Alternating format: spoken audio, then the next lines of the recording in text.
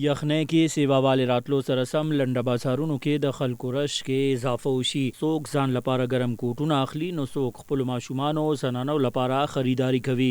د مردان ریلوے سټیشن کې هم یو لوی لنډه بازار موجود دی چې پکې په ارزانه بیه ښه څیزونه ملاویږي. په دې اړه لنډه بازار کې خریداري کوونکي یو طالب علم صدارنګ ویلي دي. دا مونږ لنډه بازار ته راغلو دلته سټیشن کې دلته د بار بازارونه ډېر ارزاني او د سټوډنټ دپاره خاص آفر دلته سټوډنټ دپاره ارزان شیزونه میلاویږي. کوټونه، بدینونه، پینټونه، دا هر څه شیزونه دلته سټیشن کې میلاوي او د دې ځای کوالټي هم ښه ده، ریټ هم ښه دی او هر شیزونه دلته ښه دي.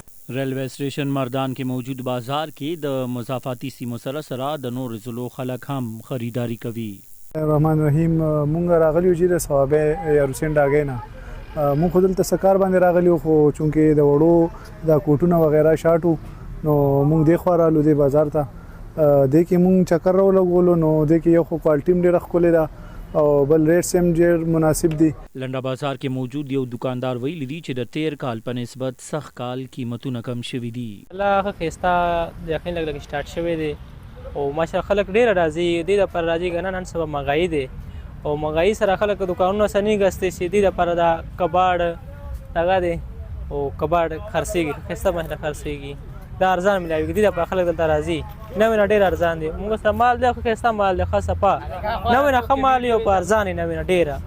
دې دپاره خلک راځي دلته. دا تاسو کتل چې دی بالکل شاپورو کې فرش مال راځي.